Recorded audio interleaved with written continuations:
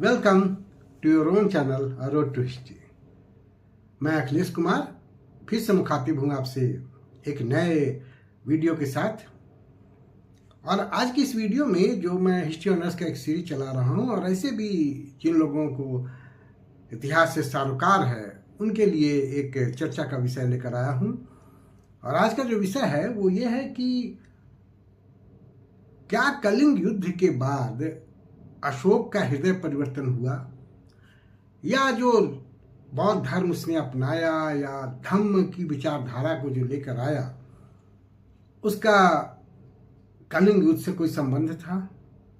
और फिर वो जो धर्म की विचारधारा थी, क्या वो धर्म थी या कोई सोशल एस्पेक्ट था, सोशल कोड ऑफ कंडक्ट था या कुछ पॉलिटिकल टोन था उसका, उस पर हम चर्चा करेंगे। सर्वप्रथम अगर हम बात करें तो पूरे अपने शासन काल में एक ही युद्ध लड़ता है 261 बीसी में अशोका, जो कलिंग का युद्ध है।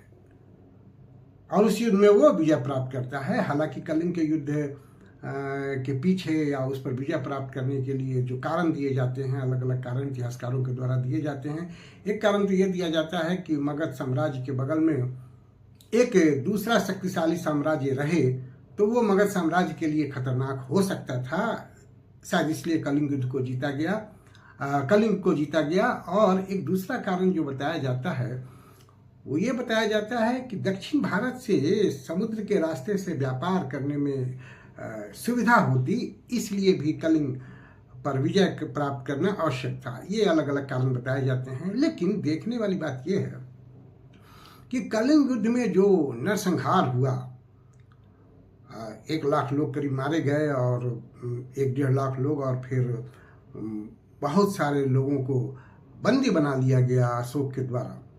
और उस नरसंहार का ऐसा प्रभाव पड़ा अशोक पर, जैसा कि कुछ इतिहासकारों का मानना है, कुछ विचारकों का, कि उसके बाद उसका हृदय परिवर्तन हो गया और वो बौद्ध धर्म को अपना लिया। क्या सच में यही बात थी या कुछ और भी बात थी? अब थोड़ा हम बैकग्राउंड पर जाएं और फिर हम कलिंग युद्ध पर चर्चा करेंगे। सर्वप्रथम अगर देखा जाए तो अशोक का जो बैकग्राउंड है वो बड़ा लिबरल बैकग्राउंड है। अशोक के पितामह दादाजी चंद्रगुप्त मौर्य, उन्होंने भी धर्म परिवर्तन किया था और वो जैन धर्म को अपना लिए थे। उसके पिताजी बिंदुसार आजीवक धर्म को अपना लिए थे। और अशोक जो एक शैवाइट था वो बाद में बौद्ध धर्म को अपना लिया। अशोक की माँ जो है वो ग्रीक प्रिंसेस थी, तो उनका भी प्रभाव अशोक पर पड़ा होगा। अशोक तक्षशिला का गवर्नर रह चुका था और तक्षशिला में एक लिबरल इन्वायरमेंट हमेशा से रहा है, तो उसका भी प्रभाव उस पर जरूर पड़ा होगा। ऐसा भी माना गया है और ऐसा वर्णन है कि अशोक विभिन्न धर्म के विचारकों के साथ विचारार्थ करता था, उनसे वाद विवाद करता था, बहुत सारे क्वेश्चंस करता था। उससे भी उसके अंदर एक नए नए विचार जरूर आते होंगे और उन सारे विचारों का प्रभाव पड़ता होगा। कुछ लोगों का यह भी कहना है कि जब वार ऑफ सक्सेशन हुआ, उत्तराधिकार का युद्ध हुआ, तो उसमें कट्टरपंथी विचारधारा के जो लोग थे उनका समर्थन अशोक को प्राप्त नहीं हुआ। तो शायद इसलिए भी अशोक बौद्ध और जैन धर्म की तरफ प्रभावित हुआ, उसके तरफ उसका झुकाव हुआ। और इसका एक पॉलिटिकल रीजन था, वो एक अपने पक्ष में समर्थन प्राप्त करना चाहता था।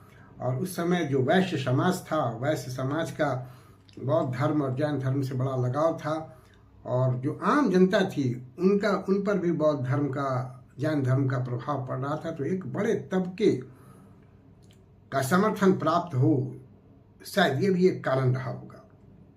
अब रही बात अगर हम कलिंग युद्ध की बात करें,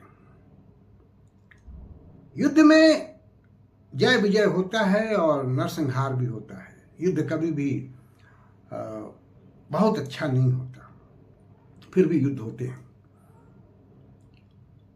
कलिंग युद्ध से पहले ही अशोक बौद्ध धर्म से प्रभावित होने लगा था। उसका एक भतीजा था निग्रोध, जिसको एक बार वो अपने महल से खिड़की से देख रहा था तो सामने से निग्रोध जा रहा था। उसके व्यक्तित्व से बहुत प्रभावित हुआ, उसके विचारों से बहुत प्रभावित हुआ। फिर तिष्ठगुप्त के विचारों से प्रभावित हुआ। उपगुप्त ने बौद्ध धर्म में दीक्षित किया अशोक को, जैसा कि इतिहासकारों का मानना है। और कलिंग युद्ध के पहले ही वो बौद्ध धर्म से प्रभावित हो गया था, उसका उपासक बन गया था। कुछ लोग कहते हैं कि 1.5 साल पहले उपासक बन गया था, कुछ इतिहासकारों के अनुसार 1 साल पहले माना जाता है। मतलब कि 1-1.5 साल पहले से ही वो बौद्ध धर्म से प्रभावित होने लगा था, उसका वो उपासक बन चुका था। दूसरी बात, कलिंग युद्ध के तुरंत बाद वो बौद्ध धर्म को नहीं अपनाता है। उसके बाद भी उसको वक्त लगता है पूरी तरह से बौद्ध धर्म में दीक्षित होने में। तो अगर हम ये कहें कि कलिंग युद्ध के नरसंहार को देखकर उससे प्रभावित होकर उसने बौद्ध धर्म को अपनाया या अहिंसा को अपना लिया, ये बहुत उचित नहीं लगता। और अगर इतना ही कलिंग युद्ध का प्रभाव था तो जो कलिंगन दास बना लिए गए थे, युद्धबंदी बना लिए गए थे, उनको उसने कभी नहीं छोड़ा। अगर इतना हृदय परिवर्तन हो गया था तो उनको छोड़ देना चाहिए था, लेकिन उनको नहीं छोड़ा। अब रही बात कि उसके बाद फिर कोई युद्ध नहीं लड़ा, तो there was no scope of capturing any territory in this country. More or less जितना विजय हो सकता था, जो भी क्षेत्र थे, चंद्रगुप्त के टाइम में बहुत सारे क्षेत्रों को विजित कर लिया गया था, बिंदुसार ने दक्षिण भारत तक को विजित कर लिया था। तो अब कोई ऐसा क्षेत्र बचा नहीं था जिसको जीतने की जरूरत थी, तो उसके पास अब जय विजय का स्कोप नहीं था। तो इसलिए भी उसके बाद कोई युद्ध नहीं होता।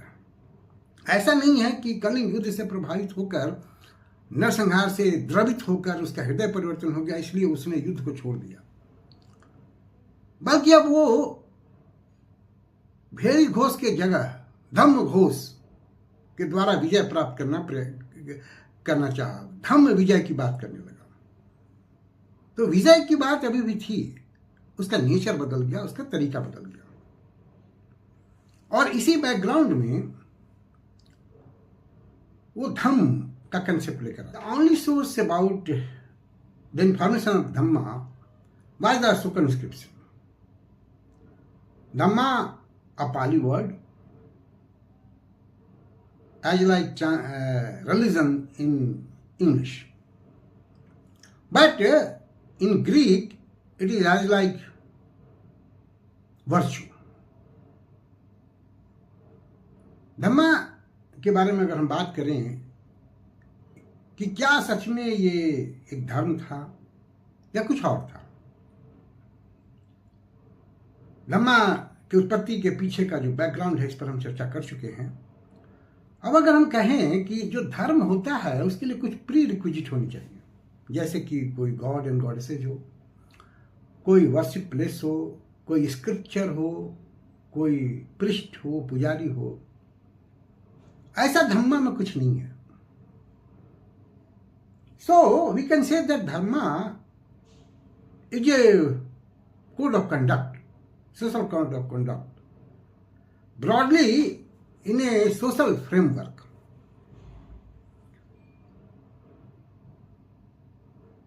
We can also say that it is a social code of conduct with a political tone. दरअसल अशोक का जो टाइम था उस समय बहुत सारे सेक्टारियन ग्रुप थे जिनमें राइवलरी थी और कभी कभी वो राइवलरी वायलेंट हो जाती थी। So there was a need of an idea which can produce a compromising tendency in the society. तो समाज में एक compromising नेचर हो, जो ये राइवलरी हो समाप्त हो जाए, इसकी जरूरत थी।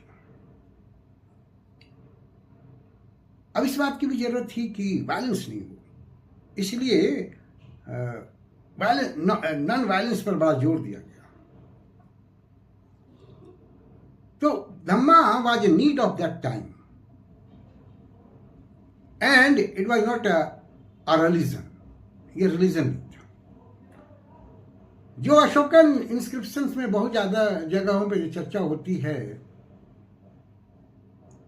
वो बौद्ध धर्म की जो बातें हैं उसकी चर्चा होती है regarding religion.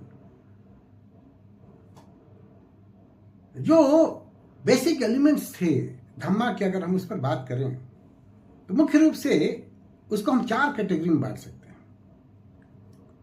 Non violence, religious tolerance, social code of conduct and welfare measure. अब अगर हम नॉन वायलेंस की बात करें और इस पर भी बात करें कि कलिंग युद्ध के बाद अशोक का हृदय परिवर्तन हो गया, वो पूरी तरह से नॉन वायलेंस हो गया, तो इस पर हम अगर चर्चा करें तो हम 2-3 बातों पर गौर करने की जरूरत है। एक तो क्या एब्सोल्यूट नॉन वायलेंस का पालन किया जा रहा था? क्या कलिंग युद्ध का इतना प्रभाव पड़ गया कि वो पूरी तरह से अहिंसक हो गया? ऐसा कुछ नहीं है। There was a need of non violence to control the empire and to administer the empire smoothly.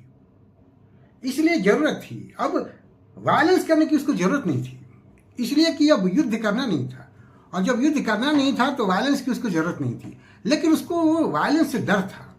जो एक सोशल राइवलरी, सेक्टेरियन राइवलरी हो रही थी, तो उससे जो एक वायलेंट माहौल हो जाता था, विद्रोह हो सकता था, तो उसको कंट्रोल करने के लिए जरूरी था कि एक इस तरह की विचारधारा इनकलकेट किया जाए सोसाइटी में, समाज में, लोगों में, कि वायलेंस नहीं हो और स्मूथली शासन किया जा सके। इसलिए नॉन वायलेंस की विचारधारा को लाया गया। और नॉन वायलेंस की विचारधारा कोई नई विचारधारा नहीं थी, उपनिषद के टाइम से आ रहा है, बौद्ध धर्म में है, जैन धर्म में है, ये कोई नई विचारधारा नहीं थी, ये पुरानी विचारधारा चली आ रही थी, उसी को एम्फसाइज किया गया और एब्सोल्युटली इसको नहीं अपनाया गया। आर्मी को डिसबैंड नहीं किया गया। कैपिटल पनिशमेंट, फांसी की सजा अभी भी दी जाती थी। अशोक के किचन में अभी भी 2 मोर और 1 हिरन मारे जाते थे। उसने एक लिस्ट जारी किया था कि किन किन जीव जंतुओं को नहीं मारा जाएगा। उसमें बहुत सारे ऐसे जीव जंतु थे जिनका नाम नहीं था। इसका मतलब है कि उनको मारा जा सकता है। 13वें शिलालेख में वो जो जंगल में रहने वाले आटविक हैं उनको थ्रेटन करता है, और ये वही राजा कर सकता है जिसको अपने सामर्थ्य पर, अपनी सेना की शक्ति पर भरोसा हो। और थ्रेटन करने का क्या मतलब हुआ कि जरूरत पड़ेगी तो वायलेंस का उपयोग किया जाएगा। तो हम ये नहीं कह सकते हैं कि वो कलिंग युद्ध से इतना प्रभावित हो गया कि वो पूरी तरह से नॉन वायलेंट हो गया, अहिंसक हो गया और अहिंसा को अपना लिया। That was the need of the time and there was a political essence tone in spreading and accepting the idea of non-violence। तो ये इसका रीजन था, और ये धम्मा का कार्डिनल प्रिंसिपल था, एक इंपॉर्टेंट एलिमेंट था। ये दूसरा एलिमेंट है रिलीजियस टॉलरेंस, जिस पर मैं पहले चर्चा किया कि बहुत सारे सेक्टारियन ग्रुप थे और वो आपस में अपने आइडियाज को लेकर झगड़ते रहते थे, और उनका जो ये तनाव है, जो टेंशन है, कभी कभी वायलेंट हो जाता था। और अगर यही चलते रहता तो राजा के लिए जो एक प्राइमरी काम हो जाता लॉ एंड ऑर्डर मेंटेन करना, हमेशा उसी में उलझा रहता। तो जरूरी था कि इसको सबसाइड किया जाए, और इनको सबसाइड करने के लिए जरूरी था कि एक रिलीजियस टॉलरेंस की विचारधारा को लाया जाए, जिससे लोग प्रभावित हों और एक दूसरे के धर्म का, एक दूसरे के विचार को सम्मानित करें, उसको सम्मान दें, और इस तरह का कन्फ्लिक्ट नहीं हो। इसलिए वो रिलीजियस टॉलरेंस की विचारधारा को लेकर आता है, जो धम्मा का एक इंपॉर्टेंट एलिमेंट है। जो तीसरा एलिमेंट है धम्मा का, वो है सोशल कोड ऑफ कंडक्ट। ऐसा माना जाता है कि अशोका के टाइम तक जो है सो फैमिली ब्रेकिंग पॉइंट पर आ गई थी। तो जरूरी था कि फैमिली को बचाया जाए, एक इस तरह का एथिकल वैल्यूज डाला जाए ताकि समाज टूटे नहीं, समाज बना रहे, परिवार बना रहे। और उसके लिए जरूरी था कि एक सामाजिक आचार संहिता को प्रसारित किया जाए, लोगों को शिक्षित किया जाए उसमें। तो इस तरह की विचारधारा लेकर आता है जिसमें वो बताना चाहता है कि बच्चों को अपने माता पिता का सम्मान करना चाहिए, पिता को भी इम्पार्शियल नहीं होना चाहिए, किसी बच्चे के साथ इनजस्टिस नहीं करना चाहिए, सबका ख्याल और जिम्मेदारी उठानी चाहिए, शिष्य को अपने गुरु का आदर करना चाहिए। इस तरह की बातें वो लेकर आता है ताकि एक एथिकल वैल्यूज समाज में बढ़े और समाज टूटे नहीं। तो ये तीसरा बड़ा महत्वपूर्ण धम्मा का जो एलिमेंट है वो है। चौथा जो एलिमेंट है वो पब्लिक वेलफेयर की बात करता है। Ashok was a shrewd politician and king. वो शायद जानता था कि जनता को जब तक कुछ दिखाई नहीं देगा कि राजा हमारे लिए क्या कर रहा है, तब तक वो राजा की महत्ता को उतना स्वीकार नहीं करेगा। दूरगामी परिणाम जो है वो जनता को प्रभावित नहीं करते, इंस्टेंट कुछ दिखना चाहिए। और इसलिए उसने पब्लिक वेलफेयर का काम किया, जैसे सड़कें बनवाए, फलदार वृक्ष लगवाए, हॉस्पिटल बनवाया जानवरों के लिए भी, इंसानों के लिए भी। तो इस तरह के जो कार्य थे, जो पब्लिक वेलफेयर के कार्य थे, वो जनता के दिलों को जीतने के लिए बनाया और जनता को अपने प्रति एक समर्पण का भाव उत्पन्न करने के लिए बनाया और एक पॉपुलर किंग करने के लिए बनाया। तो ये सारी चीजें जो है ये धम्मा का इंपॉर्टेंट एलिमेंट है। और इसमें कहीं भी रिलीजन की कोई बात नहीं की गई, किसी ईश्वर की बात नहीं की जा रही है, किसी स्क्रिप्चर की बात नहीं की जा रही है। ये जो सारी चीजें हैं ये समाज को अनुशासित करने के लिए, समाज को संतुलित करने के लिए जो विचार होते हैं वो विचार दिए गए हैं। इसलिए हम ये नहीं कह सकते कि धम्मा एक धर्म है या समाज को एक एथिकल वैल्यूज देने वाले, समाज को अनुशासित करने वाले, समाज में सोशल हार्मोनी फैलाने वाले जो विचार होते हैं उसको दिए गए हैं। तो हम ये कहेंगे कि dhamma was a social code of conduct. Of course